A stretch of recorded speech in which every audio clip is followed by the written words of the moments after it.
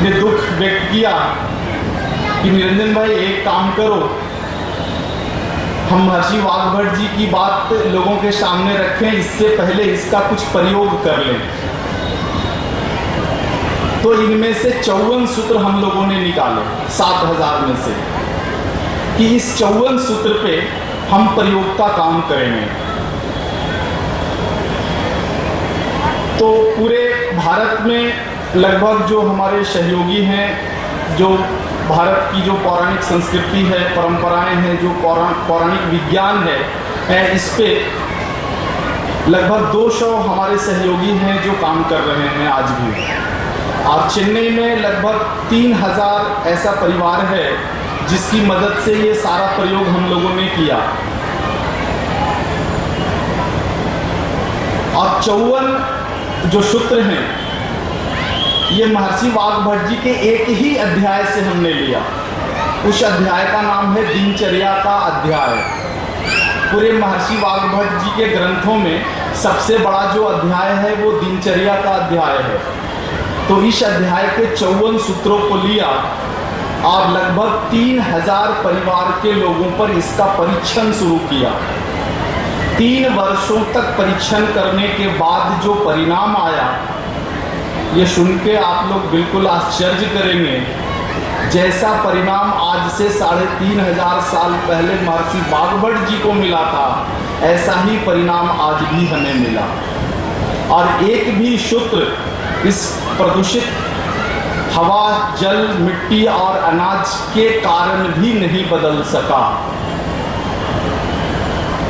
ये जो 7000 सूत्र हैं, इनमें से 500 सूत्र केवल गायों से संबंधित हैं। ये बातें मैंने इसलिए कही क्योंकि हमें 500 सूत्रों पे आपसे चर्चा करनी है जिनका रिश्ता गायों से है, हमारी माताओं से है।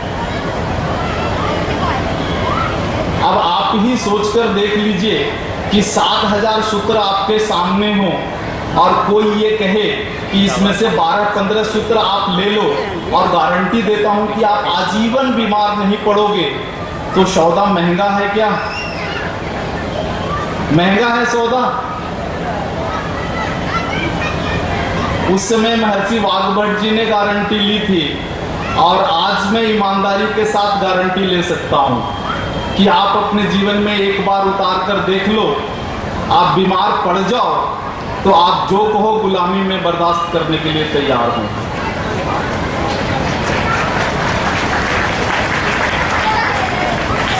लगभग 3000 परिवार के सदस्यों पे इसका हमने प्रयोग कर ठोक पीट कर देख लिया और जब एक भी परिणाम असफल नहीं हुआ,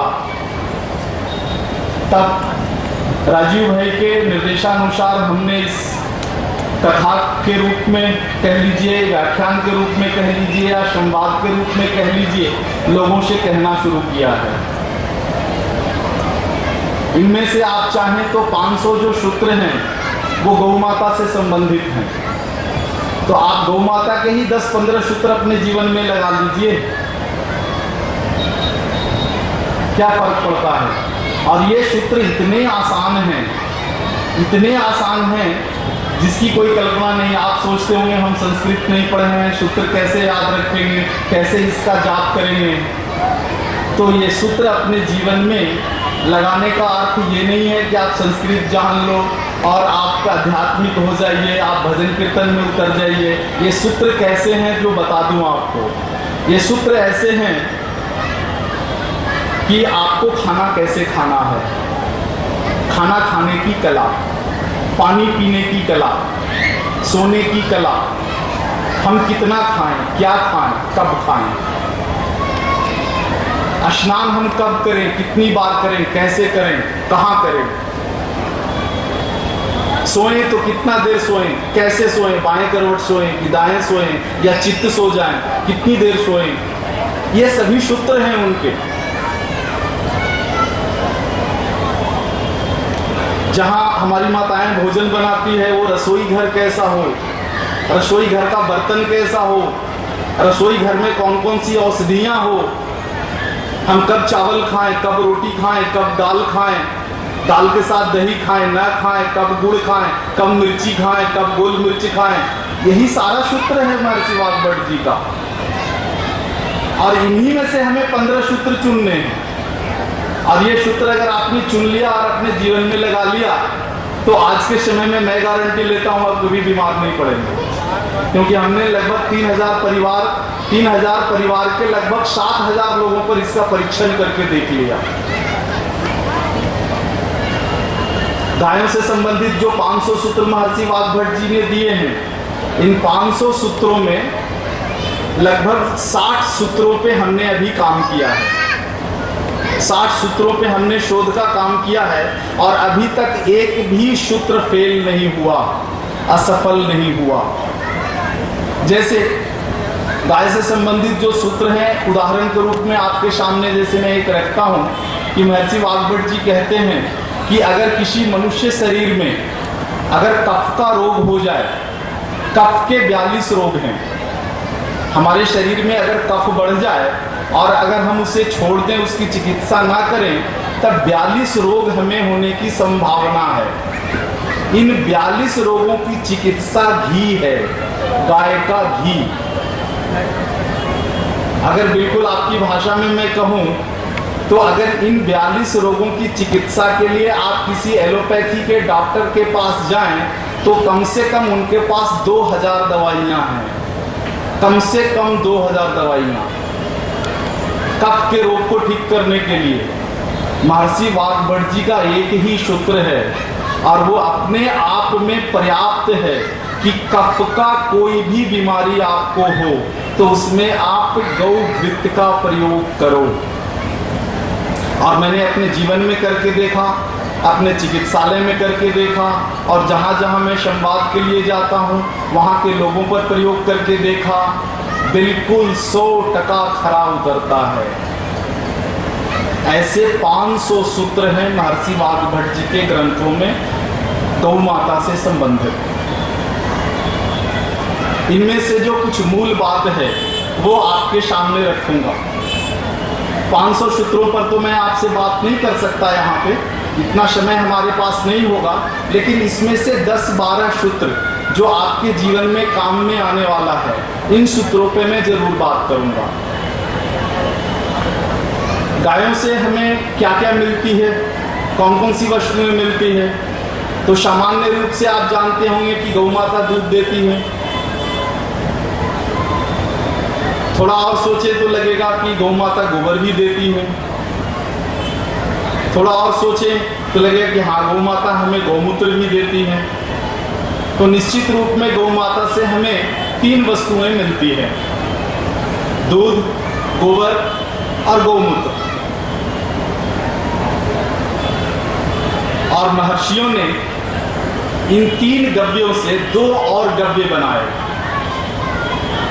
दूध से दही बनाया, दही को मथा, मथने के बाद छाछ, और छाछ से निकला मक्खन, मक्खन से घी।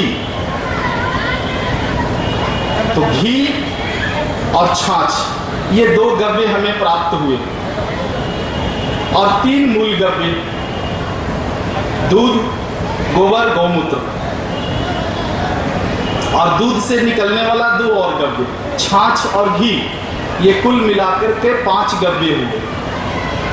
इन 5 गव्यों में मनुष्य शरीर में और 84,000 प्राणियों के शरीर में और इस मिट्टी में, धरती माँ के शरीर में कोई भी विकार हो जाए, कोई भी रोग हो जाए, उसका जड़ मूल से नाश करने की शक्ति इन 5 गव्यों में है। यहाँ पे जो सबसे बड़ी जो भूल हमसे हुई, हम भारतवासियों से, वो ये, जिसके कारण आज परिणाम नहीं मिलता है, कि हम अपनी गौ माता के नस्लों को भूल गए। आज जब मैं संवाद के लिए बाहर जाता हूँ और लोगों को बोलता हूँ, तब लोग कहते हैं कि ऐसा भी है क्या कि गाय के रूप में कोई और दूसरा जीव भी है क्या? हम तो सबको गाय ही मानते हैं। और उनके गव्य का ही प्रयोग करते हैं और वर्षों से गौमूत्र हम पी रहे हैं, हमारी बीमारी तो नहीं गई? बिल्कुल नहीं जाएगी। क्योंकि जो बहुत बड़ा भ्रम अंग्रेजों ने हमारे देश में ला दिया कि गाय के नाम पर गाय की तरह एक और जीव ला दिया, जिसके बारे में कल मैं विस्तार रूप से आपके सामने रखा था इस विषय वस्तु को, जिसको क्रॉस, हॉस्टियन, फ्रीजियन, जर्सी कहते हैं। ये बिल्कुल मूल रूप में गाय नहीं है, गाय की तरह दिखने वाली दूसरी जीव है। उनके गव्यों में ये औषधीय गुण नहीं है। ये मैं किस आधार पे कह रहा हूँ? तो इस पे भारत सरकार के जो प्रयोगशाला हैं उनमें हमने कुछ प्रयोग किए। प्रयोग ऐसे किया कि एक मृत शरीर का जो राख है उसे जांच के लिए दिया, तो उसका जो परिणाम मिला वो ये मिला कि ये जो शरीर है जिसका राख हमने प्रयोग के लिए दिया था, भारत सरकार के उत्तर प्रदेश में एक लेबोरेटरी है सरकार का, जहाँ पर इन वस्तुओं की जांच होती है। उसमें राजीव भाई ने राख भेजी वहाँ पे, और उसके बाद एक रिपोर्ट आया। उस रिपोर्ट में जो बात थी वो आपके सामने रखूँगा। उस राख में 24 तरह के तत्व थे, 24 तरह के तत्व थे। इन तत्वों का नाम आज के विज्ञान की भाषा में अगर मैं कहूँ तो कैल्शियम है, मैग्नीशियम है, आयरन है, फास्फोरस है, विटामिन ए है, विटामिन बी है, विटामिन सी है, विटामिन ई है, सल्फर है। इस तरह से 24 तत्व मिले उस राख में। फिर हम लोगों ने ढूंढना शुरू किया कि जब ये शरीर इन 24 तत्वों से बना है तो निश्चित रूप से इन तत्वों में कुछ कमी आना, इनका बढ़ जाना, अंग्रेजी में इसको बोले तो इनमें डिफिशियंसी आ जाना, तो निश्चित रूप से इसके कारण ही व्याधियां हमारे शरीर में आती होंगी। इस पर कई जो चिकित्सा शास्त्र के विज्ञानी हैं इनसे हमारी बात हुई, तो उन लोगों ने भी कहा कि इस मनुष्य शरीर में जितने भी रोग आते हैं उसका एक मूल कारण है कि शरीर जिन तत्वों से बना है उन तत्वों में कमी आना। जैसे उदाहरण के रूप में कहूँ कि हमारे शरीर में कैल्शियम है और कैल्शियम की कमी हो जाए तब बहुत सारे रोग होते हैं। सबसे पहले क्या होता है? आर्थराइटिस हो जाता है, घुटने में दर्द हो जाता है, हड्डियाँ टूटने लगती है, दांत में खून आने लगता है, कहीं हड्डियाँ ज़्यादा निकल जाती है, उठना बैठना मुश्किल हो जाता है, 1-2 किलोमीटर आप पैदल नहीं चल सकते। ये सब लक्षण है जब शरीर में कैल्शियम की कमी हो जाए। तो इसी तरह से शरीर में जो 24 तत्व हैं, 24 एलिमेंट हैं, इनकी जब कमी हो तो अलग अलग तरह के रोग होते हैं। अब आप एक गणित का हिसाब जोड़कर देख लीजिए कि कोई एक एलिमेंट की कमी हो तो एक रोग, 2 एलिमेंट की कमी हो तब 2 रोग, 3 की कमी हो तो 3 रोग। इस तरह से अगर एक एक कर मिला कर करें तो असंख्य ऐसे संजोग बनेंगे, यानी असंख्य तरह के रोग इस मनुष्य जीवन में हो सकता है। और यही कारण है कि हर साल आप देखते होंगे एक नया फ्लू आता है, कभी बर्ड फ्लू है तो कभी स्वाइन फ्लू है, तो कुछ न कुछ नई बीमारियां हर साल 2-4 नई बीमारियां आती है। आखिर इसका अंत होगा कभी? बिल्कुल, अगर एक चिकित्सक के हिसाब से कहूँ, एक चिकित्सा विज्ञानी के हिसाब से कहूँ तो बिल्कुल इसका अंत नहीं होगा। क्योंकि गणित में एक सूत्र है, उस सूत्र में अगर आप 1 से 9 के जोड़ को एक दूसरे से अगर आप मिला करके अगर आप तैयार करो एक आंकड़ा तो अनंत मिलेगा। तो यहाँ तो 24 एलिमेंट हैं, 24 एलिमेंट से जब आप श्रृंखला बनाएंगे तो अनंत ऐसे संजोग बनेंगे आपको, यानी हमारे मनुष्य जीवन में अनंत तरह के रोग हो सकते हैं। तो इसका अर्थ हुआ कि अनंत तरह की दवाएं हमें बनानी पड़ेगी। और आप सामने देख लीजिए, हर साल 2-4 नई बीमारियां आती है और उसके लिए सैकड़ों दवाएं बनती है। आखिर ये क्रम कभी रुकेगा? इस प्रश्न पर मैं और हमारी जो टीम है इन लोगों ने बहुत परिश्रम किया और खोजना शुरू किया कि आखिर जिन तत्वों से ये शरीर बना है ये सारे के सारे तत्व एक साथ कहाँ उपलब्ध हैं, इसको खोजो। इससे कई वर्षों तक प्रयोग चला और चलने के बाद अभी तक केवल 2 ही वस्तुएं ऐसी मिली है जहां पर 24 तत्व एक साथ संग्रहित हैं। अर्थ क्या हुआ कि अगर हमारे जीवन में कोई रोग आ जाए तो उसके निवारण के लिए ये 2 तत्व ही काफी हैं। असंख्य दवाओं की कोई जरूरत नहीं है। ये 2 तत्व कौन कौन से हैं, क्या दुर्लभ हैं? तो पहला, गौ माता का मूत्र। इसका जब प्रयोगशाला में हमने परीक्षण करवाया तो बिल्कुल वही 24 तत्व इसमें मिले जिनसे ये सारा शरीर बना है। और दूसरा, मिट्टी। मिट्टी में भी 24 तत्व हैं।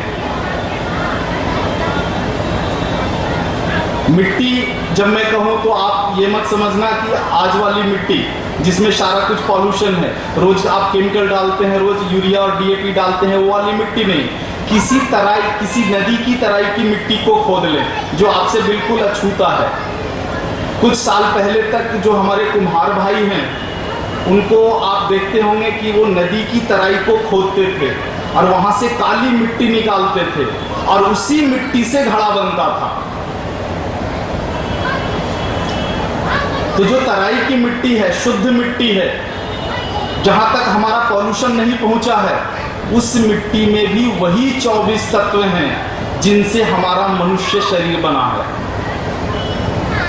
यानी अगर हम गौमूत्र के साथ संबंध स्थापित कर लें, मिट्टी के साथ संबंध स्थापित कर लें, तो निश्चित रूप से हमारे जीवन में कभी कोई रोग नहीं आ सकता। और इसी विषय पर पिछले 14 साल से मैं प्रयोग कर रहा हूं। पिछले वर्ष 30 नवंबर को जब राजीव भाई हमारे बीच से चले गए, इसके बाद इस विज्ञान को आगे बढ़ाने के लिए, इस संवाद को जारी रखने के लिए फिर मैंने अपने जीवन का कुछ समय निकाला कि अब हमें लोगों को बताना चाहिए, क्योंकि राजीव भाई हमारे बीच अब नहीं रहे। हमने वहाँ पे कुछ कांचीपुरम के कुम्हार भाइयों को इस काम के लिए तैयार किया और मिट्टी पर प्रयोग किए।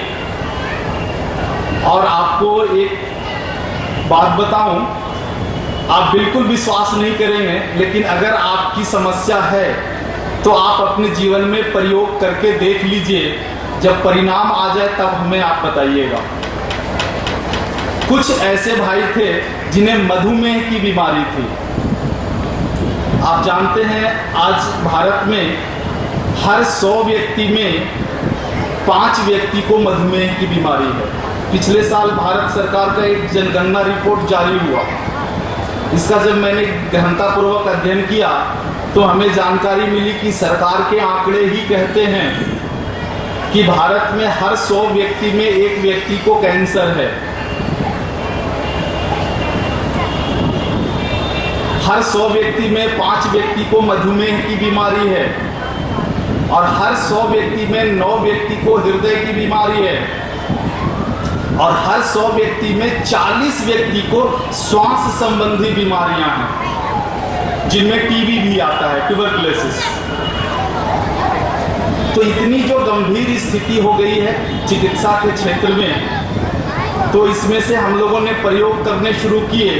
तो एक मधुमेह के बीमारी का व्यक्ति और एक कैंसर से पीड़ित बीमारी के व्यक्ति पे परीक्षण शुरू किया। दोनों बीमारियों पर 2-2 व्यक्ति पर। उसे केवल इतना ही कहा कि हम जो एक मिट्टी का बर्तन आपको देते हैं, आप आज के बाद से इसी मिट्टी के बर्तन में भोजन पकाकर खाइएगा। रोटी बनाना हो तो उसके लिए हमने तवा डिज़ाइन करवाई और तवा डिज़ाइन करके उनको दी कि रोटी खाना तो इसी में सेक के खाना। फिर काली मिट्टी का जो है कढ़ाई डिज़ाइन करवाया, बिल्कुल वैसा ही कढ़ाई जैसा आपको लोहा और एल्युमिनियम की कढ़ाई बाजार में मिलता है। कढ़ाई दी उनको, चावल पकाने का दिया और दक्षिण भारत के हिसाब से सांभर, इडली, डोसा जो कुछ भी होता है उसके लिए 6 बर्तनों का सेट तैयार करवाया। और उसे दिया कि आज के बाद आप कुछ भी खाएं, इसी बर्तन का बना हुआ खाएं। आपको इस बात पर थोड़ा भी शायद भरोसा ना हो कि 3 साल के अंदर कैंसर भी उनका खत्म हो गया और डायबिटीज भी खत्म हो गया। कोई दवा नहीं चली उनकी, केवल विशुद्ध 100% शुद्ध मिट्टी के बर्तन का पका हुआ भोजन किया और वही अनाज, वही चावल, वही गेहूं, वही बाजरी, वही रागी जो आपके लिए उपलब्ध है वो उनके लिए उपलब्ध था। उन्होंने भी बाजार से खरीद के पका के खाया। तो इतना बड़ा विज्ञान हमारी मिट्टी में है, हमने यूरिया और डीएपी डालकर उसका नाश कर दिया। अब जो हमारा निवेदन है कि इस वैज्ञानिकता को, वैज्ञानिक पहलू को आप समझिए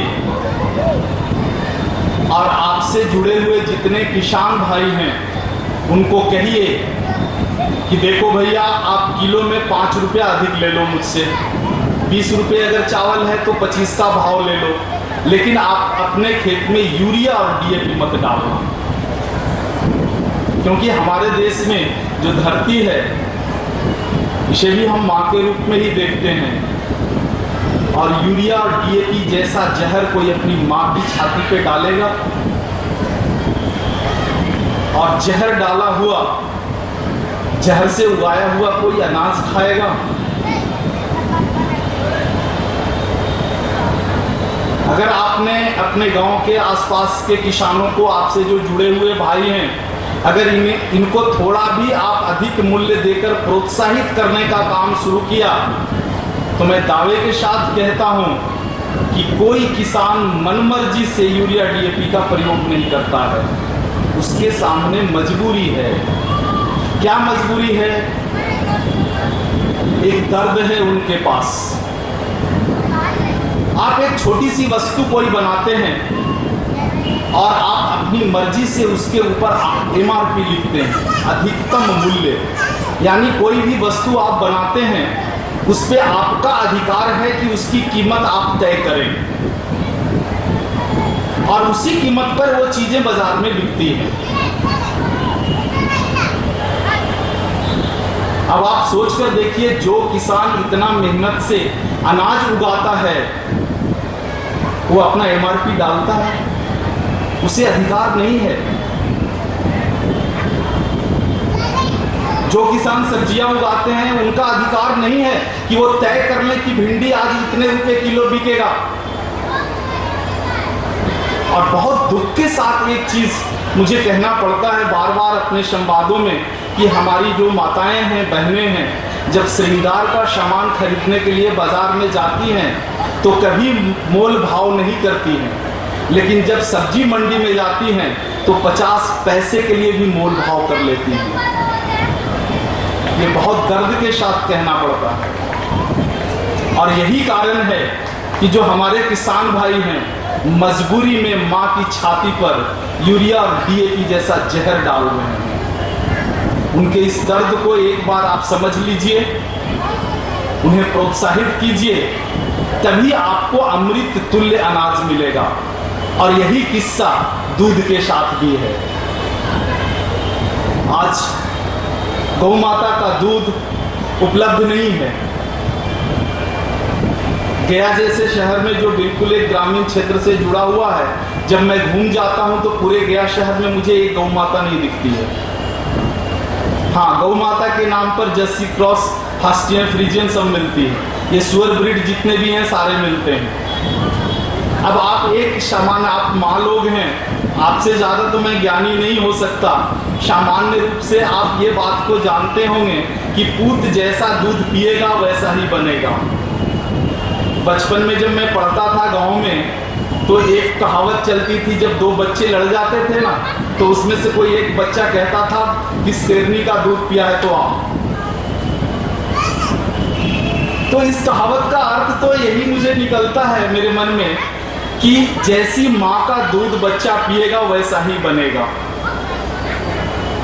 तो आज शहर में गायें तो है नहीं, गायों के नाम पे शुअर हैं और हमारे बच्चे जब शुअर का दूध पी रहे हैं, तब हम उनसे क्या उम्मीद करें कि शुअर से वो अधिक बने। और आपके सामने है कि हमारी संस्कृति कहाँ धरातल में जा रही है, ये आप देख लीजिए। इसमें बहुत कुछ कहने की ज़रूरत नहीं है, हम सभी लोग अपने घरों में ही देख सकते हैं। मैं थोड़ा पद से माफ़ कीजिएगा, भटक गया था। गाय और उनके सूत्रों पे बात करनी थी, और ख़ास करके मुकेश भाई ने जो मुझे याद दिला दिया, इस बात को फिर एक बार मैं भूल गया था कि गौ माता के शरीर में 32 कोटि देवता हैं। ये कोटि का अर्थ क्या होता है? तो हमारे कुछ जो मनीषी हैं कोटि का अर्थ करोड़ से निकालते हैं, लेकिन मेरे जैसा व्यक्ति जिसने आध्यात्मिक सूत्रों को विज्ञान की तराजू पर तौला है, तो मैं इसे करोड़ की संज्ञा में नहीं देखता। कोटि का एक अर्थ होता है मूल्यवान। मैं उस दृष्टि में देखता हूँ कि जो गाय के शरीर में, गौ माता के शरीर में जो 32 देवताओं का निवास है, 32 देवताओं का निवास है,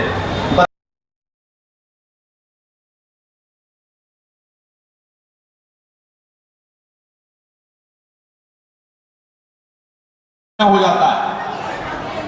और गाड़ी में जोतने में साक्षात प्रजापति है।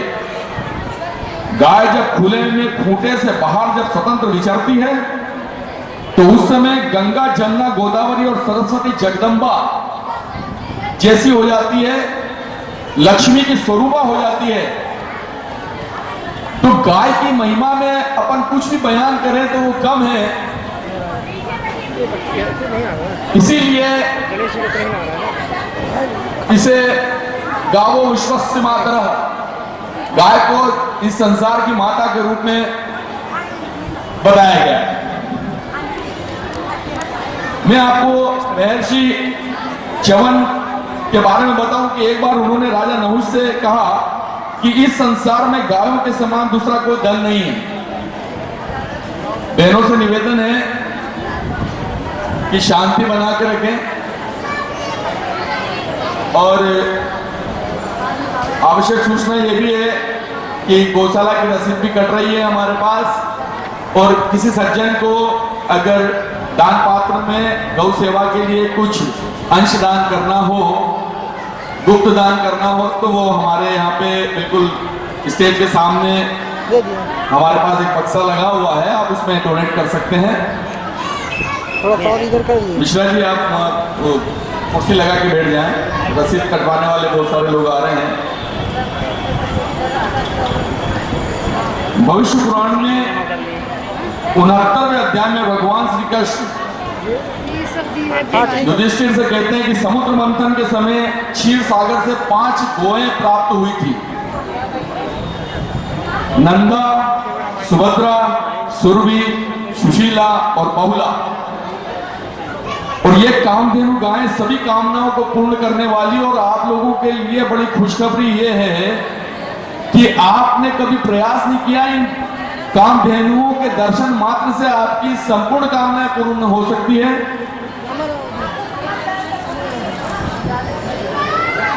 तो दोस्तों,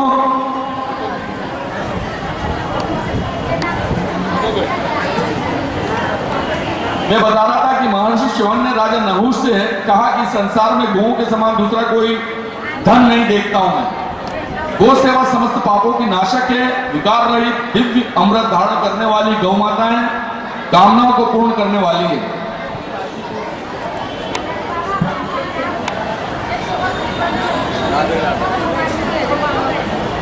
और भाई तारीफ उस खुदा की जिसने हमें बनाया। और सबसे बड़ी चीज तो ये है कि हमारे पालन के लिए, हमारे लालन के लिए, हमारा ख्याल रखने के लिए गाय डाली, गाय बनाई और माता तुल्य गायों में निवास किए सभी देवी देवताओं को। अग्नि पुराण का एक छोटा सा वक्तव्य मैं आपको बताता हूं कि केवल एक दिन गोमूत्र, गोदधि, कुशोदक और गोदुग्ध और गोमूत्र और गोधन का सेवन मात्र कर देने भर से एक दिन का अखंड उपवास अगर आप कर लेते हैं साथ में, तो सभी पापों का शमन हो जाता है दोस्तों। इसी को अगर तिगना करके आप कर लें तो महासंतान व्रत समाप्त हो जाता है आपका, जिससे आपको ब्रह्म लोकों की प्राप्ति होती है, स्वर्ग आदि को आप प्राप्त हो सकते हैं। अगर 21 दिन तक गाय का दूध कोई अगर व्यक्ति, कोई महिला अगर 21 दिन तक गाय के दूध को अगर खाए, केवल दूध का सेवन करे, तो उसे कच्छादिकच्छ व्रत की प्राप्ति होती है और जिसके द्वारा अविष्ट से अविष्ट वस्तु की प्राप्ति होकर वो पाप मुक्त होकर स्वर्ग को प्राप्त होता है। ये मैं आपको इसलिए नहीं बता रहा हूं, मैं आपको ये बता रहा हूं कि आप मंदिर, मस्जिद, गुरुद्वारे इत्यादियों में सब जगह जाते हैं और सब जगह प्राप्त करने के लिए आप माथा टेकने के लिए पहुंचते हैं, लेकिन एक गाय जो आपके बिल्कुल नजदीक है, जो आपके दरवाजे पे है, आपने कभी उसकी महत्ता को, उसकी विशेषता को कभी भी अंतर साथ नहीं किया। हम लोग बड़े बड़े यज्ञ करते हैं, बड़ी बड़ी चीजों को धारण करते हैं, और क्या हम लोगों ने इस बारे में सोचा है कि इतने बड़े बड़े व्रतों का पूर्ण कारण हमारी बिल्कुल छोटी सी चीजों के माध्यम से हो सकता है, गाय द्वारा प्रदत्त चीजों के द्वारा हो सकता है। मैं आपको एक चीज और बताना चाह रहा हूं कि 3 दिन गर्म मूत्र गाय का, 3 दिन गर्म घी और 3 दिन गर्म दूध, और केवल गर्म वायु या जल पीकर रहने वाले को तत्कृत व्रत की प्राप्ति होती है। यह भविष्य पुराण में इसका उल्लेख है, और जिससे वह स्वयं ब्रह्मलोक को प्राप्त कर सकता है। तो इतनी साधारण चीजों के माध्यम से भी आप अपने पापों से मुक्त हो सकते हैं। और गौ सेवा में तो अगर आप एक मुट्ठी अगर भूसा अगर खिला देते हैं दोस्तों, या आपके निमित्त अगर एक मुट्ठी भूसा अगर चले गया गौ माता के पास, तो आप समझ लीजिए कि आप धन्य हो गए। आपको उन तमाम पापों से मुक्ति का एक रास्ता प्रकट कर देते हैं आप लोग अपने लिए। इसी के विपरीत शीतल करने के लिए आपको शीतला कृत वृक्ष की प्राप्ति होती है, जिससे संपूर्ण परिवार, कुटुंब ब्रह्म लोकों को प्राप्ति कर सकते हैं। मेरा बताने का आशय ये नहीं है कि मैं आप ये कर सकते हैं या आप नहीं करेंगे। मेरा ये निवेदन है आपसे कि गाय की विशेष तुलनात्मक दृष्टिकोण से हमारे पास दुनिया में ऐसी कोई औषधि नहीं है जिसके माध्यम से हम अपने आप को परस्पर एकदम ठीक कर सकें, लेकिन एकमात्र गाय हमारे बीच में ऐसी है जो हमें स्वस्थ, स्वच्छ, निरापद रखने के लिए अपने से उत्पन्न पदार्थों को स्वतः प्रदान करती है। मैं आपको स्वर्गलोक, ब्रह्मलोक, शास्त्रों में गोलोक तक में गाय के माध्यम से आप जा सकते हैं। तो गोव्रतियों के लिए मैं एक चीज और बता देना चाह रहा हूं। आज मेरे को मौका लगा, जब मैं नजदीक था निरंजन जी के, तो मैं उनकी बातों से तो प्रभावित था ही, क्योंकि मेरा ज्ञान उनके सामने बिल्कुल से बिल्कुल कम है। मैं बिल्कुल इतना नहीं जानता हूं, क्योंकि मैं तो लिखा हुआ और पढ़ा हुआ आपको बता रहा हूं दोस्तों। पर फिर भी अगर महाजनों येन गता सपंता, महापुरुषों के अगर आप शरण में चले जाते हैं तो आपको उसी दिन से गति प्राप्त होने लग जाती है। तो ऐसे बहुआयामी व्यक्तित्व के मालिक हमारे बीच में पधारे हुए हैं और हम उनसे कुछ प्राप्त कर लें, ये गया वासियों का बड़ा सौभाग्य है। मैं आपको बता रहा था कि गोमूत्र से स्नान करके और गो दूध का सेवन करें, गो सेवा करें और गौओं के भोजन के बाद स्वयं भोजन करें। बस इसी मात्र से श्री कृष्ण ने अर्जुन को बताया कि वो गोलोक धाम में वो पहुंच जाएगा, बाकी चीज की तो कोई जरूरत ही नहीं है। महाभारत काल की आपको बात बता रहा हूं। तो आप ये समझ सकते हैं कि जो हमारे आराध्य हैं, मुरली मनोहर बंसरी वाले जो हमारे आराध्य हैं, जिनकी हम दिन रात सेवा पूजा करते हैं, वो भी बताते हैं कि गौ की सेवा करनी। तो मैं समय आपसे ज्यादा तो नहीं लूंगा, लेकिन ये चीज बताने की मेरी मुख्य वजह यह है कि आज जो गायों के साथ हमारा जो दृष्टिकोण परिवर्तित होता चला जा रहा है, एक हिंदुत्व की भावनाओं के विपरीत हम लोग जो काम कर रहे हैं, उसमें हमको आमूलचूल परिवर्तन की जरूरत है। फिर भी समय की मांग को देखते हुए मैं आपको अंत में यह बताते हुए कि अगर आप काली गाय का दूध सेवन करते हैं तो आप ये समझ लीजिए कि आपकी वातनाशक प्रॉब्लम जितनी भी है वो समाप्त हो जाती है। लाल गाय पित्तनाशक होती है और श्वेत गाय कफ कारक होती है। चितकबरी और लाल गाय वातनाशक और निमोनिया आदि में मुफीद है उसका दूध। तो आप ये सोच सकते हैं कि हमको डॉक्टरों के पास जाने की जरूरत क्या है, जब हमारे पास इतने सस्ते और इतने सरल उपाय और हमारे पास मद्रास से आए हुए हमारे निजी अपने अंतरात्मा के बीच में पहुंचे हुए व्यक्तित्व के मालिक श्री निरंजन जी जब हमारे बीच में हैं और ये सब चीजें हमको जानकारी दे रहे हैं।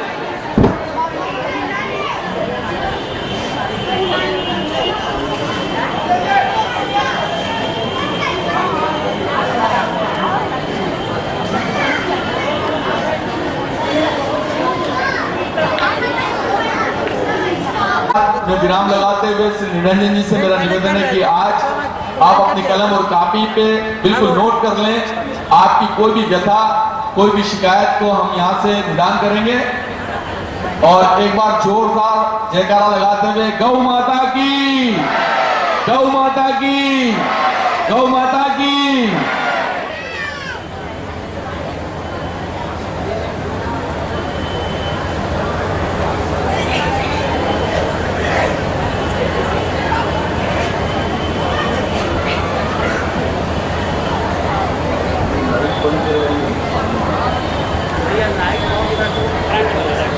ये फ्रंट वाला लाइट को सर, ये लाइट जलती है तो रिकॉर्डिंग में क्लियर आवाज। अच्छा अच्छा जी, बीच वाला सिर्फ बंद कर देना है, बीच वाला लाइट। अच्छा लाइट वाला आता है तो बोलते हैं। पावर सप्लाई वाला कोई है ना, और ये बीच वाले को सिर्फ बंद करना है। लाइट वाले को कहना था।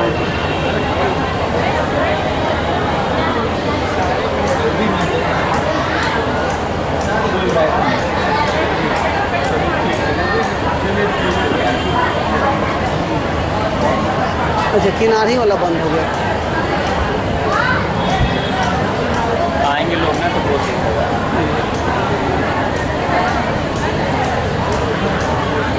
बंद करना तो साइड वाला, बीच वाला तो साइड वाला आएंगे जो ना। हाँ ओम। आप सभी लोग हमारे साथ ओम का उच्चारण करेंगे। ओम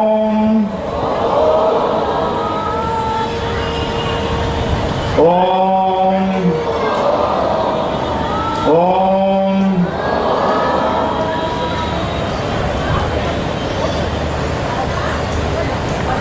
आज हम गौरी कथा के अंतिम पड़ाव पर पहुंचे हैं।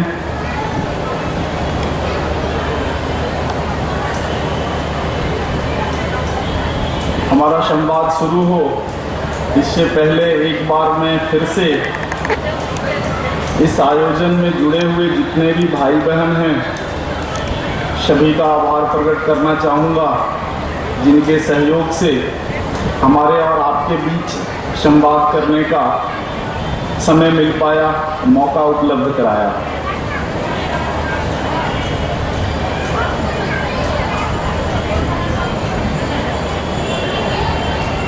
आज एक विशेष जानकारी आपको मैं दे दूं।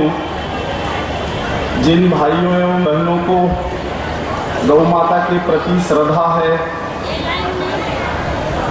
और वे आर्थिक रूप से कुछ अंशदान करना चाहते हैं, उनके लिए आज एक व्यवस्था रखी गई है गौशाला समिति की ओर से।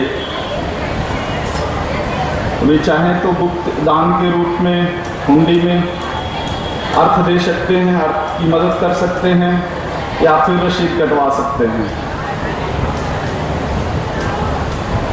आपके सहयोग से जो कुछ भी धन जमा होगा, इस धन का सदुपयोग आने वाले दिनों में आपके बीच में एक बहुत जो पौराणिक गौशाला है इनमें गव्य का उत्पादन हो, इस काम में लगेगा।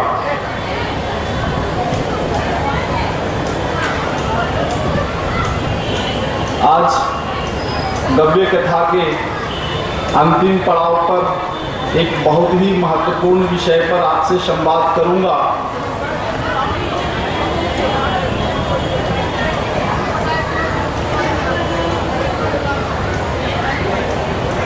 माताओं से खासकर निवेदन है कि अपना स्थान ग्रहण कर लें।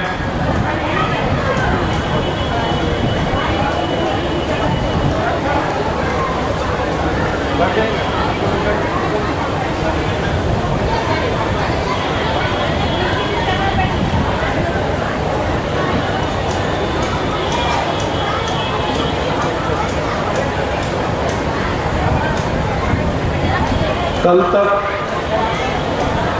जो कुछ भी हमने आपसे संवाद किया, इसमें हमारा कुछ भी नहीं है योगदान। मैं केवल एक माध्यम के रूप में आपसे संवाद किया। जो कुछ भी सूत्र हमने लिए, ये सारे वेद के सूत्र हैं और उन वेदों से जो हमारे महर्षियों ने लिया, जैसे महर्षि चरक, महर्षि वाग्भट जी, इन शास्त्रों से लेकर केवल उनका हमने परीक्षण किया और परीक्षण में जो कुछ भी मिला, इसी विषय को आपके समक्ष हमने रखा। आज का जो विषय है वो चिकित्सा का विषय है कि आखिर गाय एक अद्भुत प्राणी है, पूरी पृथ्वी का पालन पोषण करने वाली है और पूरे यूनिवर्स को चलाने वाले भगवान सूर्य की प्रतिनिधि है। आखिर कैसे? इनमें क्या कुछ अद्भुत है? जो कुछ भी अद्भुत है,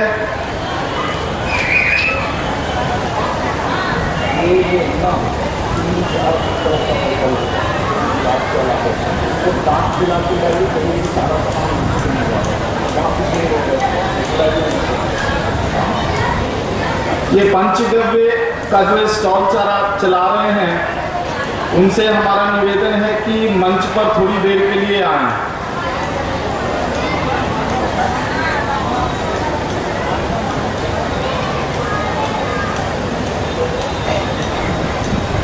पंचगव्य चलाने वाले भाई से निवेदन है कि कृपया मंच पर आएं।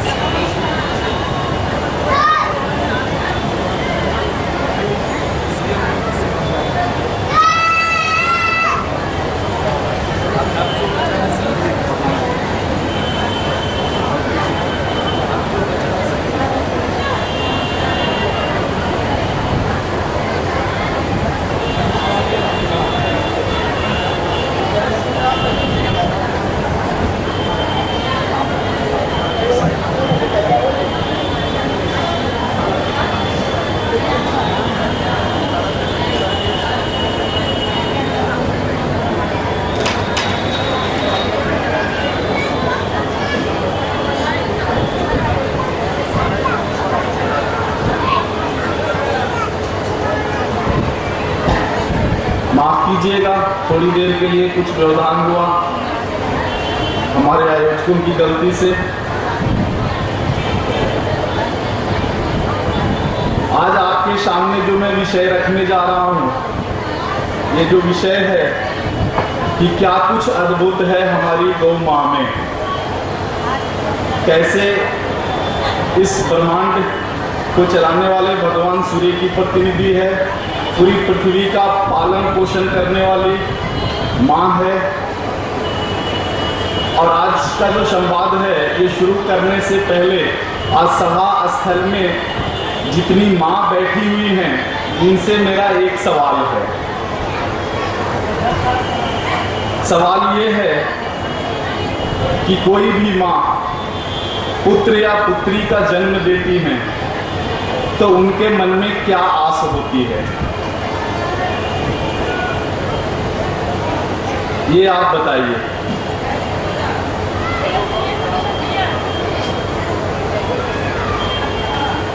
आप में से कोई माँ उठकर आप हमें बताइए कि आप माँ बनती हैं, उसमें जो सुख मिलता है उसके पीछे कौन सी सबसे बड़ी आशा है। बता सकेंगे आप? इतनी माताएं बैठी हैं हमारे समक्ष, इस एक प्रश्न का उत्तर दीजिए तो फिर मैं अपनी मर्जी से दूं। जहां तक मैंने समझा है अपनी माताओं को, तो माँ में एक आस होती है कि हमारा बच्चा बड़ा होगा और हम वृद्धावस्था में आ जाएंगे तो हमारा बच्चा उसी तरह से हमारी देख रेख करेगा जैसे बचपन में हमने उसको देखा है। सही बात है, सच है, मैंने तो यही समझा है।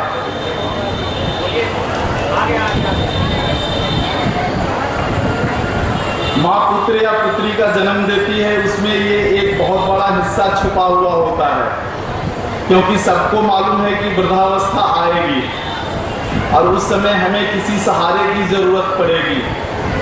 तो इस आस से हमारी बहनें माँ बनती हैं।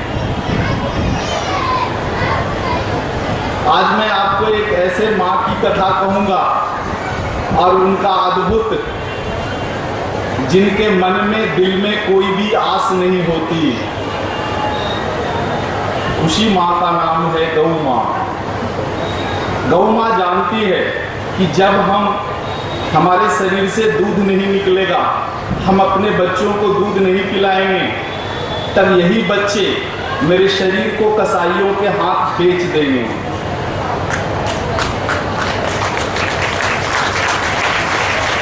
और इसके बावजूद भी गौ माँ अपने थन से दूध बंद नहीं करती।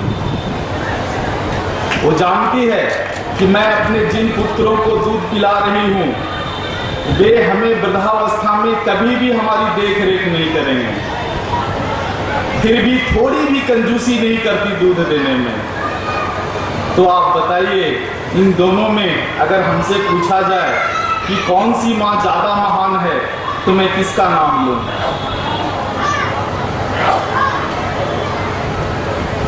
एक ऐसी माँ जिसके मन में कोई आस नहीं है अपने बच्चों से, इतना भी वो आस नहीं करती कि आज शाम को मैं जब चर के जाऊंगी घर में तो मुझे चूनी भूसी मिलेगा, इतनी भी आस नहीं होती। और अपने बच्चे के हक का दूध हमें देती है। उनकी महानता के बारे में इससे ज्यादा मैं और क्या कहूँ। और फिर भी उन माँ की क्या दशा है। हमारे कुछ सहयोगियों ने जो गीत बनाया है, कुछ देर पहले गीत भाई चला रहे थे, उसमें उनकी पीड़ा और व्यथा को आप समझ सकते हैं।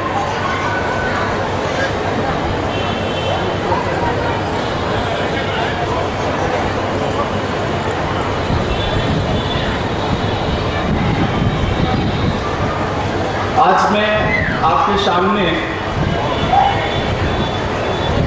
गव्यों से बनने वाली जो दवा है, जो वस्तुएं हैं, उनके बारे में खासकर बताऊंगा। और उससे पहले कुछ ऐसे तथ्य आपके सामने रखूंगा जिसे जानना हम भारतीयों को जरूरी है। हमारे देश की सरकार दिन प्रतिदिन महंगाई बढ़ाती है।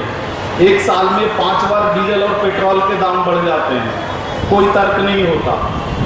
सरकार से पूछिए, मैं एक पत्रकार हूँ, इस कारण भी अक्सर मंत्रियों से मैं पूछते रहता हूँ, तब वो एक ही जवाब देते हैं कि पेट्रोल और डीजल के कारण ये महंगाई बढ़ रही है। इसमें जो सब्सिडी सरकार देती है उसके कारण महंगाई बढ़ रही है।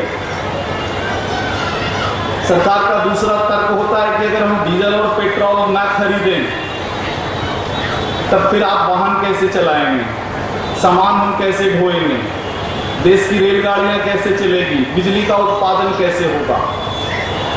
कल मैंने आपके सामने एक छोटी सी जानकारी दी थी, गोमय वसति लक्ष्मी। गोबर में किस तरह से लक्ष्मी का निवास है और गोबर से हम क्या कुछ कर सकते हैं। छत्तीसगढ़ के कुछ हमारे सहयोगी भाई हैं जिन्होंने एक अद्भुत प्रयोग किया है 2 वर्ष पहले। अपनी गौशालाओं में गोबर गैस प्लांट बैठाया और उससे निकलने वाले मीथेन और एसिटिलीन में से कार्बन को हटाया और हाइड्रोजन को आपके घर में जो एलपीजी सिलेंडर होता है ना, उसमें लो प्रेशर पर भर दिया और अपने गैस का चूल्हा जलाते हैं। अब उन्हें झंझट नहीं, सरकार सिलेंडर 800 रुपया कर दे या 1200 रुपया कर दे, 35 रुपये में उनका सिलेंडर भर जाता है। यह काम जब छत्तीसगढ़ में हुआ तो गया में क्यों नहीं हो सकता।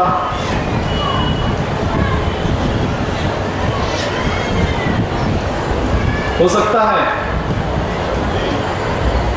इसी दिशा में कुछ अनुसंधान के काम करने का संकल्प गया गौशाला समिति ने लिया है।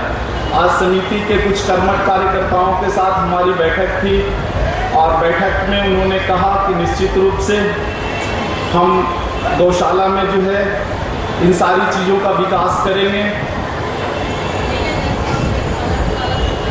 इस काम में आप सभी का सहयोग मिलना चाहिए। भारत देश में कुछ ऐसी नस्लें हैं, उन नस्लों के बारे में भी आपको मैं आज एक जानकारी दे दूं। सरकार कहती है कि वाहन यातायात के कारण, माल ढोने के कारण अधिक डीजल और पेट्रोल खरीदना पड़ता है, जिसके कारण महंगाई बढ़ रही है। इसका एक समाधान है और हमने मैं खुद कई बार भारत सरकार के मंत्रियों से भी निवेदन किया, आंकड़े प्रस्तुत किए, आप देख लो, लेकिन इसके बाद वे कुछ नहीं बोलते, चुप हो जाते हैं। मैं जिस राज्य से हूँ, हमारे यहाँ गायों की 2 प्रजातियाँ हैं, 16 प्रजातियाँ हैं।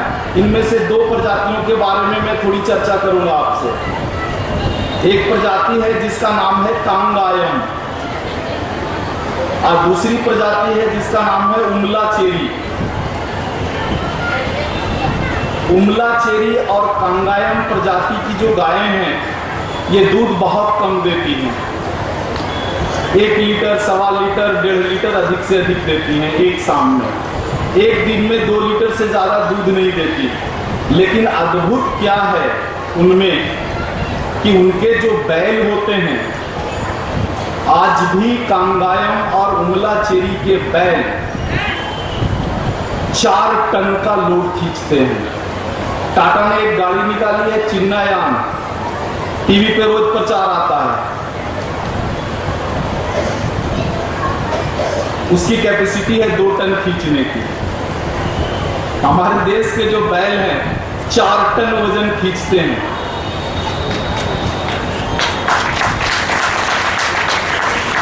आप अगर ऐसा बैल आपको चाहिए, आप सोचते होंगे मैं कोई पूरी कल्पना स्वप्न की बात करता हूँ, तो आपको कभी ऐसा बैल चाहिए तो आप चेन्नई में आ जाइएगा, दिलवा दूंगा एक जोड़ी 1.5 लाख की है। सौदा बहुत सस्ता है, चिन्नायान का कीमत 4 लाख है। 1.5 लाख में ऐसे बैल मिल जाएंगे जो चिन्नायान में तमिल में बोल दिया, माफ कीजिएगा, उसको शायद हिंदी में छोटा हाथी कहते होंगे। यान का मतलब होता है हाथी, चिन्ना का मतलब होता है छोटा। तो हमारे यहाँ उसका नाम प्रचलित है चिन्नायान, यहाँ शायद छोटा हाथी बोलते होंगे। इसकी कीमत 4 लाख है और कैपेसिटी 2 टन। हमारे देश के बैल 1.5 लाख की जोड़ी 4 टन वजन खींचते हैं और 4 टन मजे से लेकर चलते हैं। और इन्हीं बैलों को अगर आप 500 किलो या 1000 टन लोड दे दें तब 60 किलोमीटर प्रति घंटा के स्पीड से दौड़ते हैं। आश्चर्य होता है। कभी दक्षिण भारत आइए, मैं दिखाऊंगा आपको।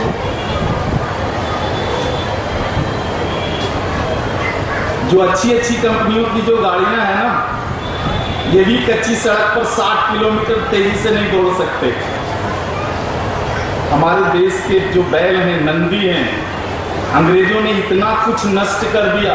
इसकी कहानी मैंने कहा आपको पहले दिन की कथा में और दूसरे दिन की कथा में। इसके बावजूद भी जो नस्ल बचे हैं हमारे पीछे, उनकी ताकत है आज भी 60 किलोमीटर प्रति घंटा 1-1 टन वजन लेकर दौड़ने की। विदेश के घोड़े नहीं दौड़ सकते, खाली वजन दौड़ सकते हैं, इतना वजन लेकर नहीं दौड़ सकते। तो ऐसी ऐसी प्रजातियां हमारे देश में आज भी है। जरूरत है ऐसी प्रजातियों के संवर्धन का। और खर्च वही सुबह और शाम जो आप देते हैं गाय को भूसी, अगर सरकार ऐसे बैलों का, ऐसी प्रजाति के गायों का संवर्धन का काम शुरू कर दे और माल ढोने में अगर इन बैलों का उपयोग किया जाए, तो मुझे लगता है कि सरकार जो सब्सिडी देती है और जिसके कारण हर साल 1 साल में 5 बार महंगाई बढ़ सकती है, ये सारा कुछ रुक सकता है। आज भी अगर आप पूरे देश का आंकड़ा देखें तो अनऑर्गेनाइज सेक्टर में जो वाहन चल रहा है, ये लगभग आज भी 65% हिस्सा है अनऑर्गेनाइज सेक्टर में। मतलब बैलगाड़ी से ढोने वाले, टमटम गाड़ी से ढोने वाले, साइकिल से ढोने वाले, रिक्शा से ढोने वाला जितना भी वाहन है, ये पूरा जो 1 साल का बजट है इसमें सरकार का, आज भी 65% हिस्सा है। 35% ही जो माल है वो डीजल और पेट्रोल की बदौलत आज हमारे देश में ढोया जा रहा है। कल्पना कीजिए कि अगर देश से सारी बैलगाड़ियां खत्म हो गई, सारे टमटम खत्म हो गए, सारा रिक्शा खत्म हो गया, फिर सरकार की क्या हालत होगी और हमारी क्या हालत होगी। शायद पेट्रोल 200 रुपये लीटर होगा। और सरकार ने तो अभी कह ही दिया है कि रसोई गैस का सिलेंडर 650 रुपये कर दूंगा। तो अब हमें तैयारी करनी पड़ेगी कुछ ऐसी जिसमें सरकार पर हमारी निर्भरता हट जाए।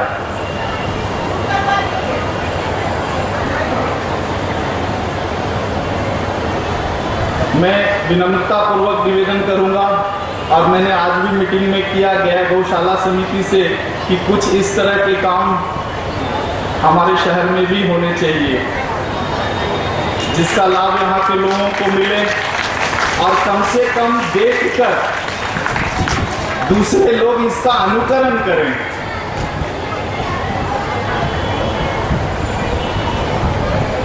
इसी उदाहरण के साथ अब हम चिकित्सा वाले हिस्सा में प्रवेश करेंगे। ये बहुत बड़ा विषय है चिकित्सा का, और मुझे लगता है मुश्किल से 1 या 1.5 घंटा हमारे पास समय है। इसमें मैं कोशिश करूंगा कि मुख्य रूप से सारी बात आपके समक्ष रखूं।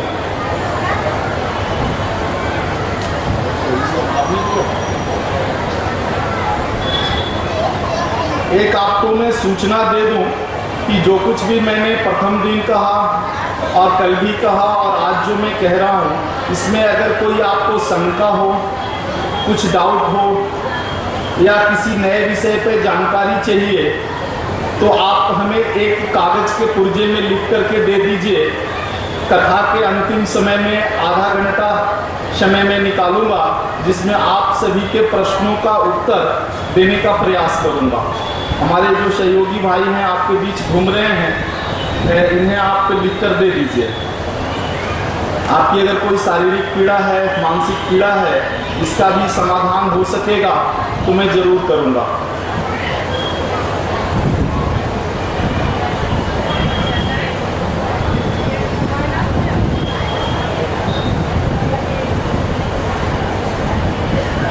गायों से मिलने वाले गव्य को मैं एक संपूर्ण चिकित्सा महाविद्यालय के रूप में देखता हूँ। इसके पीछे कुछ ग्रंथ हैं। महर्षि चरक की चरक संहिता है, महर्षि वाग्भट का अष्टांग हृदयम है, अष्टांग संग्रहम है।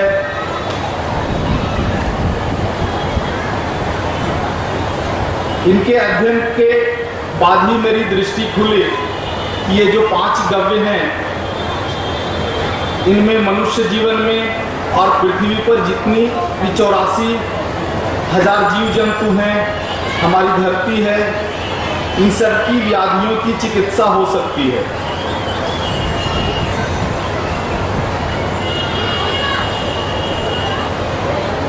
चिकित्सा कैसे हो सकती है, ये भी बहुत मुश्किल काम नहीं है। महर्षि वाग्भट जी एक सूत्र में कहते हैं कि मनुष्य जीवन में जितनी भी व्याधियां होती है, जितने भी रोग हैं, इसमें से लगभग 80-85% ऐसी बीमारियां हैं जिनकी चिकित्सा हम स्वयं कर सकते हैं।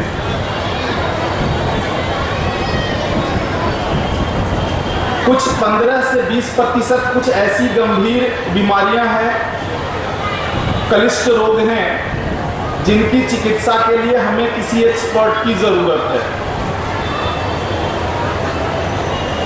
ये चिकित्सा कैसे होगी, इस विषय को मैं समझाने की कोशिश करूंगा आपको।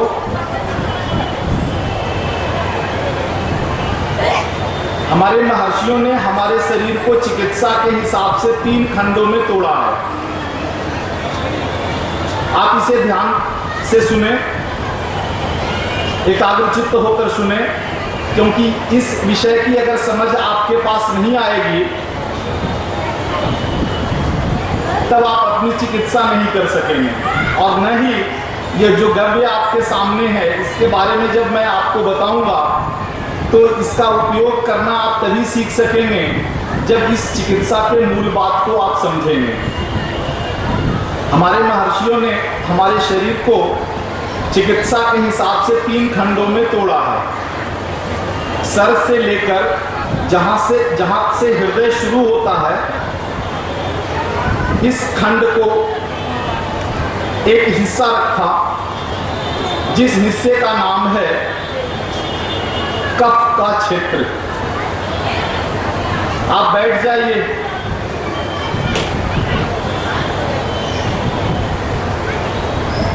सहयोगी भाई से निवेदन है कि थोड़ा मंच के पास आप रहें और मंच पर जो है व्यवधान उत्पन्न ना होने दें। मंच के सामने मैं कुछ गंभीर विषय पे बात कर रहा हूं, आप भी थोड़ा गंभीर हो जाएं। बीच बीच में जब आप सामने आते हैं तब मेरे बोलने का, संवाद करने का प्रवाह टूट जाता है।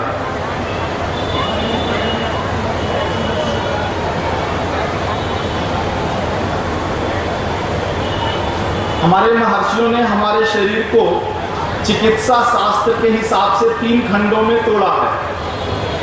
सर से लेकर जहां से हृदय शुरू होता है, उस हिस्से को कफ का क्षेत्र कहा। हृदय जहां से शुरू होता है, वहां से लेकर कमर तक का जो हिस्सा है, इसे पित्त का क्षेत्र कहा।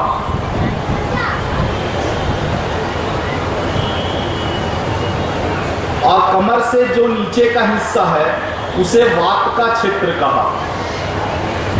कफ, पित्त और वात, इन 3 हिस्सों में बांटा। अगर मैं पांव से शुरू करूं तो वात, पित्त और कफ, इन 3 हिस्सों में बांटा। और इन 3 हिस्सों को जांच करने की कला भी बताई। किस हिस्से में खराबी है, इसका ज्ञान आपको कैसे हो, इसके लिए एक बहुत ही अद्भुत पद्धति दी। इसी पद्धति का नाम है नाड़ी विज्ञान। हाथ की जो कलाई है, अंगूठे के नीचे एक नस होता है, एक ही नस है, 3 हिस्सों में 3 तरह का धड़कन होता है।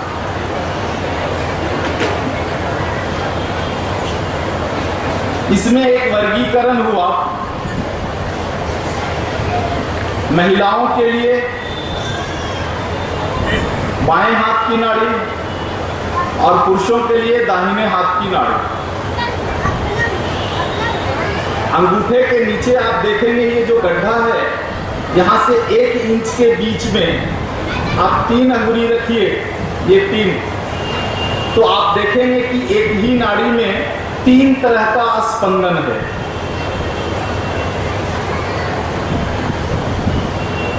यही है नाड़ी विज्ञान।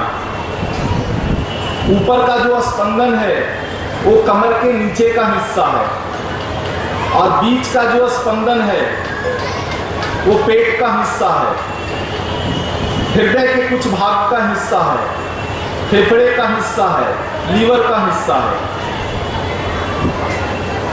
और हृदय जहां से शुरू होता है वहां से लेकर सर का जो हिस्सा है वो नीचे वाला है। वात, पित्त और कफ। अगर इसमें नाड़ी में हम चलें तो कफ, पित्त और वात, और ऊपर से चलें तो वात, पित्त और कफ।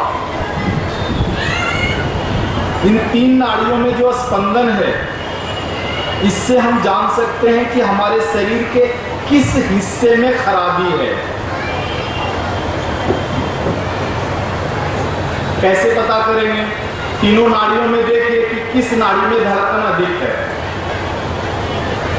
पिछली बार जब मैं यहाँ आया था तो पतंजलि और भारत स्वाभिमान के कुछ कार्यकर्ताओं को इस पर प्रशिक्षण भी हमने कराया था आज़ाद पार्क में। तो कई भाई ऐसे यहाँ पर हैं जिन्हें इसका ज्ञान है। आप चाहें तो बाद में उनसे आप ये इस ज्ञान को अर्जित कर सकते हैं, सीख सकते हैं। इन तीनों नाड़ियों में जो स्पंदन है इसको महसूस कीजिए। जिसमें अधिक है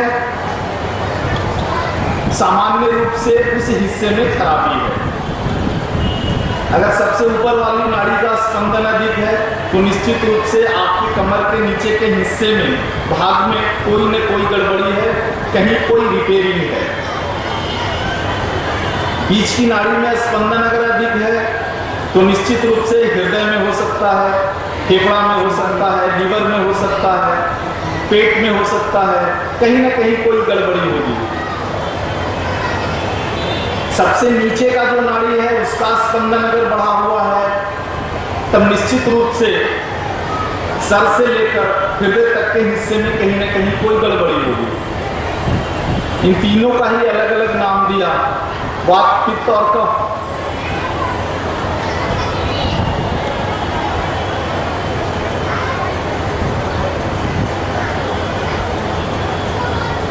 इन तीनों नाड़ियों पर जब आपका परीक्षण हो जाए, आप महसूस करने लगे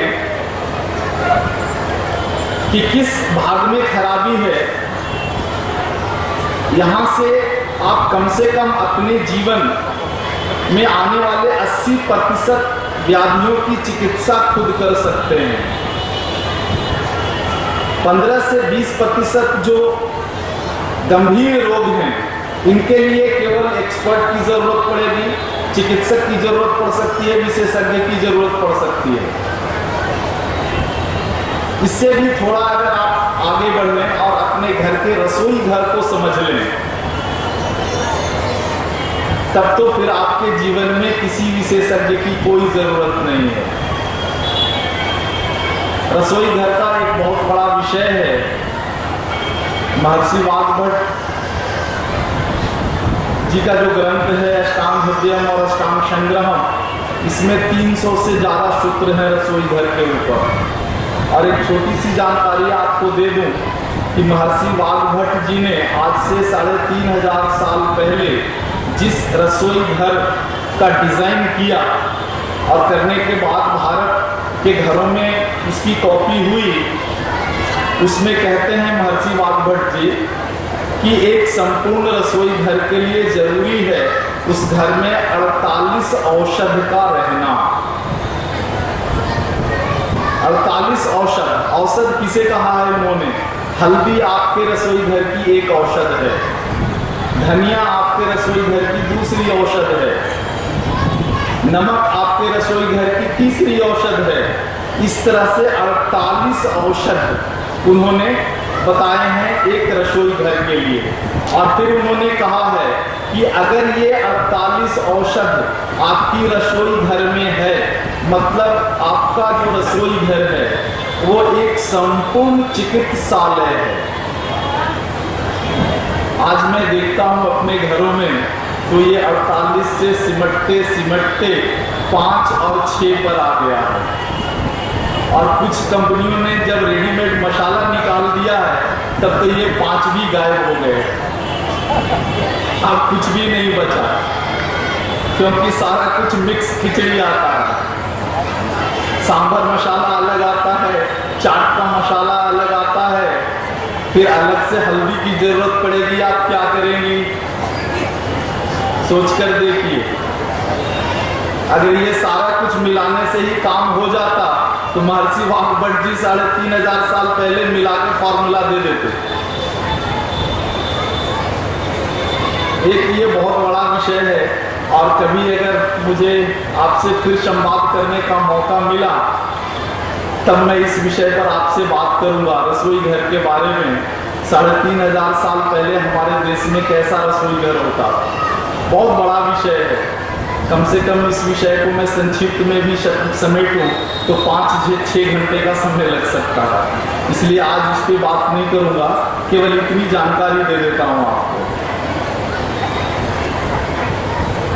तो ये जो वात, पित्त और कफ है, ये 3 चीज को अगर हमने समझ लिया तब आप निश्चित रूप से मानिए कि आपके जीवन में और आपके परिवार में आने वाली जो व्याधियां हैं उसमें से 80% व्याधियों की चिकित्सा आप खुद ही कर सकते हैं।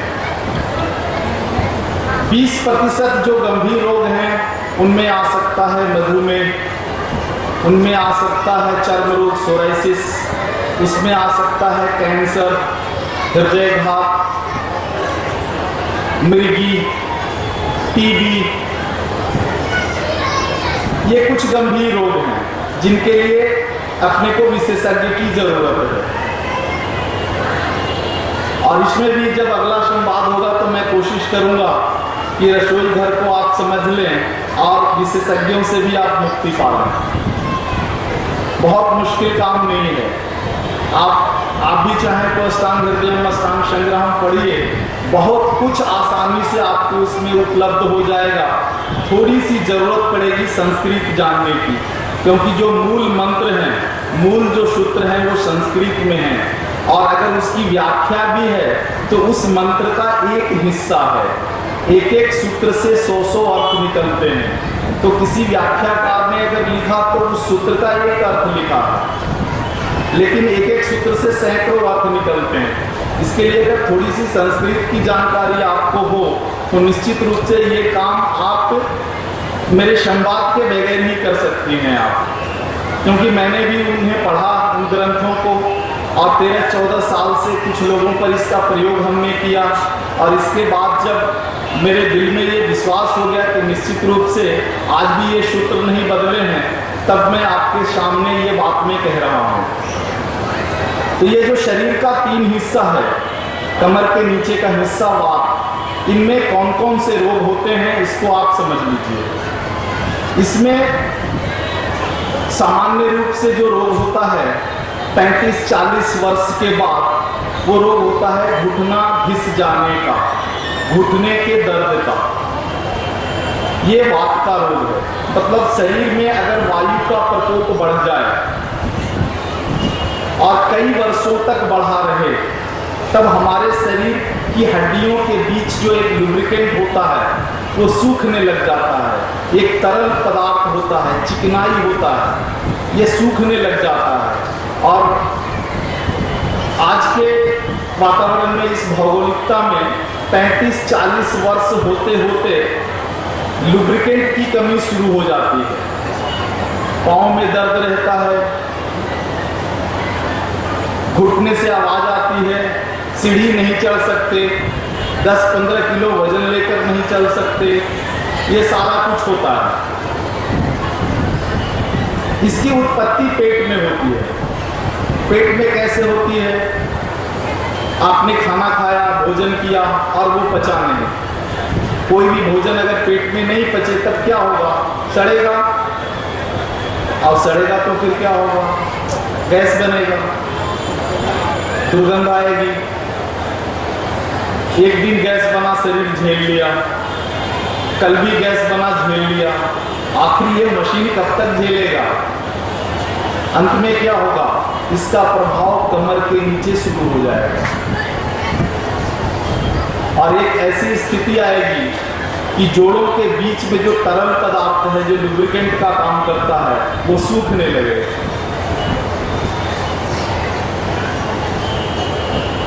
हम ऊपर के हिस्से में चले, पित्त के हिस्से में। पित्त का सबसे बड़ा हिस्सा है। महर्षि वाग्भट जी ने 108 रोगों के बारे में मुख्य रूप से बात कही है। इनमें से 108 जो हैं, इनमें से लगभग 80 रोग उन्होंने पित्त के बताए हैं, पित्त के गिनाए हैं। पित्त के सबसे ज्यादा रोग हैं। पित्त का विषय भी बड़ा है। पित्त के जितने भी रोग होते हैं, इनमें जो मुख्य बात है वो 2-3 बातें केवल है।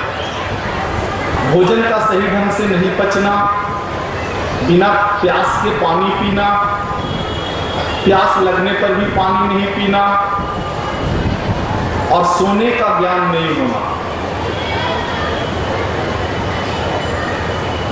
हमें सोना नहीं आता, खाना नहीं आता, पानी पीना नहीं आता, कुछ भी नहीं आता। इसके कारण सारे पित्त के रोग होते हैं।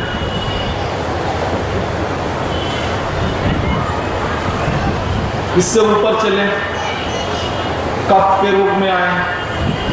आज सबसे ज्यादा भारत में कफ के रोगी हैं। पिछले साल जो भारत सरकार की जो जनगणना रिपोर्ट है, उसे पढ़ने के बाद मुझे पता चला कि भारत में हर 100 व्यक्ति में 40 व्यक्ति को श्वास की बीमारी है। श्वास की बीमारी है। श्वास की जितनी भी बीमारियां हैं, ये सभी कफ की बीमारियां हैं,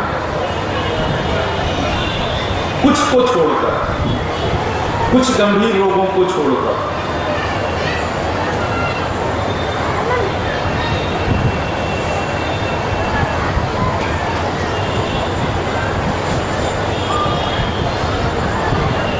कफ के कैसे रोग होते हैं? जैसे आज बारिश हुई, आपके बच्चे बारिश में भीगे, भीगने के 2-4 घंटे के बाद उनका नाक शुरू हो गया, पानी बहने लग गया, छींकें आ गई, आंख में जलन शुरू हो गई, सर दर्द शुरू हो गया, बुखार लग गया, श्वास की गति तेज हो गई। ये सारा कुछ जो है कफ से संबंधित बीमारी है। तो ये संक्षिप्त रूप में थोड़ी सी बात मैंने आपके समक्ष रखी कि शरीर का वर्गीकरण चिकित्सा के हिसाब से किस तरह से किया गया है। अगर आपने इतना कुछ समझ लिया, तब निश्चित रूप से गद्य के बारे में जो कुछ मैं आपको बताने जा रहा हूँ, ये आप समझ लेंगे। सभी माताओं से मेरा अनुरोध है कि ये जो निःशुल्क ज्ञान मैं आपको दे रहा हूँ, ये मेरी 14 साल की तपस्या का निचोड़ है। इसे आप ध्यान से सुनिए। आप 1000 रुपया भी फीस दे देंगे तो कोई एलोपैथी की डॉक्टर आपको नहीं बता पाएगा ये चीज़। इसे गंभीरता पूर्वक लें, क्योंकि जो चीज़ आपके सामने में रख रहा हूँ, ये लगभग अभी तक 15,000 लोगों पर हमने परीक्षण किया है, और परीक्षण करने के बाद मैं आपसे संवाद कर रहा हूँ। आप में से जो लोग कलम और कागज़ लेकर के आए हैं, आप चाहें तो लिख भी लें जब मैं गव्य की बात शुरू करूं। तो ये जो 3 हिस्सा है शरीर का, वात पित्त कफ का, इसकी चिकित्सा कैसे आप करेंगे? गव्यों के माध्यम से, गौ माता के माध्यम से। इसके लिए हमारे देश में बहुत सारी पद्धतियाँ हैं, आयुर्वेद है, सिद्धा है, यूनानी चिकित्सा है, होम्योपैथी है, बहुत सारी पद्धतियाँ हैं। लेकिन आज जो मैं बात करूँगा आपके सामने केवल गव्य के बारे में बात करूँगा, क्योंकि मेरा जो अध्ययन है, मैंने जो देखा है एक गाय में एक संपूर्ण चिकित्सा महाविद्यालय मैंने देखा, और मैं देख रहा हूँ कि गव्य से बड़ी कोई दुनिया में औषधि नहीं है। दुनिया में कैसा भी बीमारी हो, मैं कहता हूँ 100 साल बाद भी अगर कोई बीमारी आने वाली है तो हमारे गव्यों में ताकत है उसको जलाकर भस्म करने की। जैसे एक उदाहरण के रूप में आपको मैं बताता हूँ, कुछ दिन पहले पूरी दुनिया में एक बीमारी आई जिसका नाम था स्वाइन फ्लू। स्वाइन फ्लू जैसे ही आया या लाया गया, इस पर मैं ज़्यादा आगे बात नहीं करूँगा। स्वाइन फ्लू आया और ये एक ऐसी बीमारी थी कि अगर इससे कोई व्यक्ति ग्रसित हो जाए तो उसके श्वास में उसकी बैक्टीरिया बाहर आकर अगर किसी के शरीर में प्रवेश कर जाए तो उस व्यक्ति को भी ये बीमारी हो जाती थी। मतलब एक तरह से आप कहें तो छुआछूत की बीमारी थी। अचानक ऐसा हुआ और पूरे देश में हंगामा हुआ, आपने देखा ही होगा, और मीडिया में बिल्कुल छा गया। आप टीवी खोलें, स्वाइन फ्लू चल रहा है। सुबह सुबह समाचार पत्र आपके घर पे आए तो ऊपर का हेडलाइन स्वाइन फ्लू पर बन रहा है। इसमें जो सबसे बड़ा दोष है, मैं स्वयं एक पत्रकार हूँ, फिर भी आपको मैं ईमानदारी से बात बताता हूँ कि स्वाइन फ्लू का जो कुछ भी यहाँ पे शुरू हुआ बवंडर, ये सब मीडिया का देन है और मीडिया के घूस खाने का नतीजा है। ये था कुछ नहीं। जितनी भी बड़ी बड़ी मीडिया संस्थाएं हैं, स्वाइन फ्लू की जो दवा बनाने वाली अमेरिकन कंपनी है टेमीफ्लू, इससे पैसे खाए और समाचार पत्रों में हेडलाइंस बना और मीडिया में जो है सो प्रथम स्टोरी बना, मुख्य खबर। मैं स्वयं एक पत्र का संपादक हूँ, इसके कारण ईमानदारी पूर्वक आपसे बात कर रहा हूँ। जब स्वाइन फ्लू आया था उस समय राजीव भाई थे हमारे बीच में और उन्होंने प्रस्ताव रखा निरंजन भाई पूना चलना, क्योंकि पूना सबसे प्रभावित है स्वाइन फ्लू से। मैं, राजीव भाई और हमारे साथ और 4 हमारे सहयोगी, हम 5 लोग पूना गए। चेन्नई में मैं देख रहा था कि सरकार प्रचार कर रही थी और हमारे मीडिया कर्मी प्रचार कर रहे थे कि मुंह पे हरी पट्टी बांधो वरना स्वाइन फ्लू अटैक हो जाएगा। तो सारे लोग मुंह पे हरी पट्टियां बांधकर घूम रहे थे। हम 5 लोग पूना गए और वहां देखे कोई किसी भी व्यक्ति के मुंह पे हरी पट्टी नहीं थी। थोड़ा मीडिया ने जो डर बनाया था उसके कारण कुछ लोग प्रिकॉशन ले रहे थे। राजीव भाई के साथ मैं और हमारे साथ जो सहयोगी थे 3 दिन तक पूना की गलियों में घूमे, लोगों से मिले, बातचीत किए, वापस आने तक और अभी तक कोई भी फ्लू अटैक नहीं किया।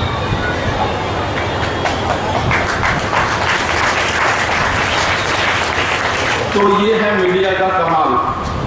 और ये बात मैं गंभीरतापूर्वक इसलिए कह रहा हूँ कि हर साल एक फ्लू आने वाला है इस दुनिया में, क्योंकि जो दवा बेचने वाली कंपनियां हैं उनका जब गोदाम भर जाता है तब वो एक वायरस को दुनिया में छोड़ते हैं और जब महामारी छा जाती है तब हमारी निकम्मी सरकारों को प्रस्ताव रखते हैं कि इस फ्लू का दवा है, खरीद लो।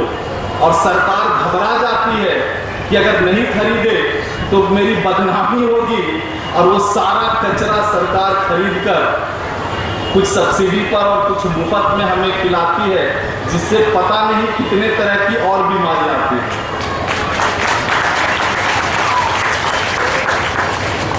हमारे साथ हमारे अभियान में कई वैज्ञानिक लगे हुए हैं जिनसे हमें ये सारी गुप्त जानकारियाँ मिलती रहती है, जिसके कारण मैं आपसे संवाद कर रहा हूँ।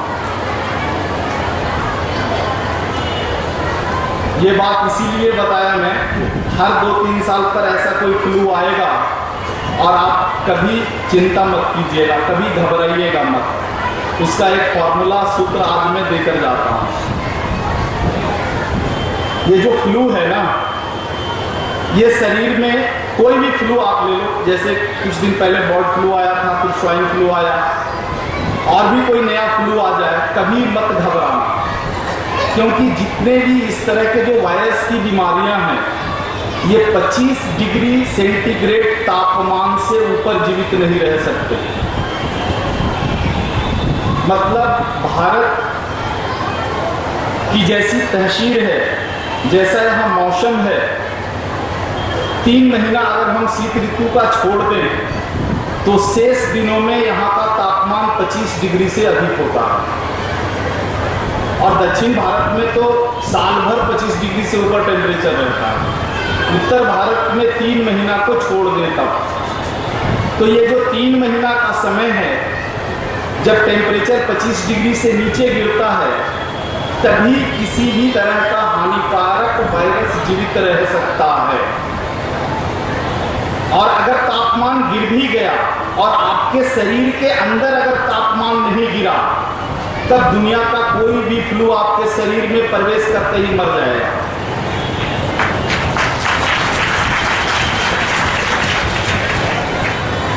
ये सूत्र है।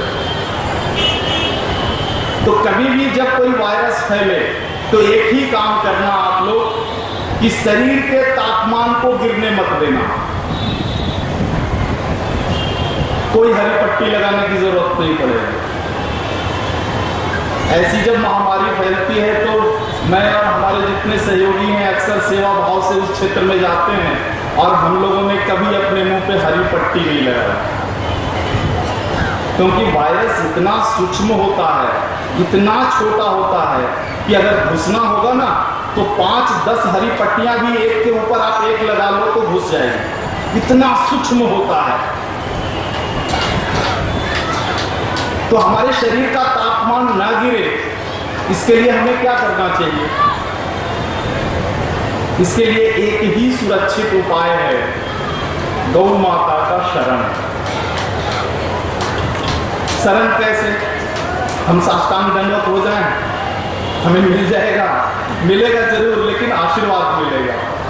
गौ मां से हमें एक द्रव्य मिलता है, गौमूत्र। गौमूत्र का आप सेवन करना शुरू कर दीजिए। जैसे ही कोई फ्लू आया, इस तरह का कोई वायरस फैला, गौमूत्र का सेवन शुरू कर दीजिए। कैसे करें, कितना करें, इस पे मैं आगे बताऊंगा। कभी भी आपके शरीर का तापमान नहीं गिरेगा, और पूरी निर्भीकता के साथ जहां महामारी फैली है वहां बिंदास घूमिए, कुछ भी नहीं होगा। मैं घूमता हूँ, मेरे सहयोगी घूमते हैं, अभी तक किसी को कोई फ्लू अटैक नहीं किया। तमिलनाडु में सरकार बहुत चिंतित थी, हमारे लोग काफ़ी चिंतित थे, स्वाइन फ्लू आ गया और अक्टूबर-नवंबर का महीना आने वाला है, क्या होगा। चेन्नई में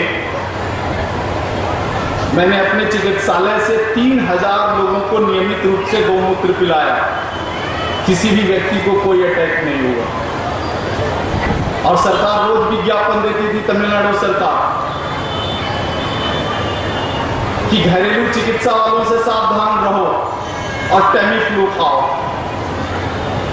हमारी बातों पर लोगों को भरोसा हुआ और 3000 लोगों ने गौमूत्र का सेवन किया, किसी भी व्यक्ति को नहीं हुआ। ईरोड एक शहर है तमिलनाडु में, वहाँ एक छोटी सी गौशाला है, केवल अपने देसी जो गाय हैं उनकी गौशाला है। पूरा ईरोड शहर गौमूत्र का सेवन किया। मैंने अपने समाचार पत्र में एक आर्टिकल लिखा, लोगों को भरोसा हुआ, और इसके बाद वहाँ गौशाला में सुबह लाइन लगी और पूरा शहर गौ में सेवन किया, गौमूत्र का सेवन किया। पूरे शहर में एक भी व्यक्ति बीमार नहीं पड़ा।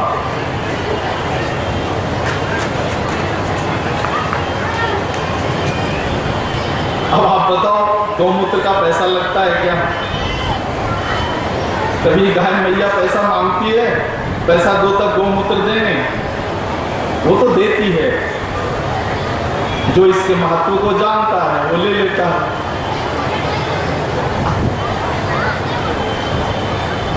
शायद यही कारण है कि हमारे महर्षियों ने गौमूत्र धन्वंतरी कहा। कल मैंने सूत्र दिया था गौमूत्र धन्वंतरी। गौमूत्र में पूरी धन्वंतरी है। धन्वंतरी का अर्थ हुआ पूरा चिकित्सा विज्ञान। गौमूत्र, अकेले गौमूत्र में पूरा का पूरा चिकित्सा विज्ञान है। अब मैं गौमूत्र, गोबर, दूध, और दूध से हम दो द्रव्य और बनाते हैं, छाछ और घी। इससे बनी हुई औषधियों पर मैं बात करूंगा और इनमें क्या अद्भुत है ये बताऊंगा आपको। लेकिन इससे पहले थोड़ी सी बात बता दूं आपको कि गौमूत्र का अर्थ क्या, गोबर का अर्थ क्या, दूध का अर्थ क्या, छाछ का अर्थ क्या और घी का क्या अर्थ। बाजार में जो मिलता है वो घी है क्या? सरकार प्लास्टिक के पैकेट में जो बेचती है दूध के नाम पर वो दूध है क्या? अगर आप मेरी दृष्टि से देखें तो बिल्कुल नहीं है। और मैं तो अक्सर सलाह देता हूं अपने आसपास के लोगों को कि बेहतर है अपने बच्चे को मत पिलाओ। पिलाना ही है तो दूध पिलाइए, वरना दूध मत पिलाइए। दूध ना मिले, प्रकृति ने बहुत सारे विकल्प दिए हैं। इसमें से कुछ विकल्पों पे आज मैं बात करूंगा आपसे कि दूध ना मिले फिर आप क्या करेंगे। आपके बच्चों का पूरा पोषण कैसे हो, इस पे बात करूंगा मैं। आज शायद मुझे ये नहीं कहना चाहिए कि गाय किसको कहेंगे, 2 दिन से हम यही बात कर रहे हैं। अर्थात जब भी मैं गाय कहूँ तो आपके मन में सुअर की कल्पना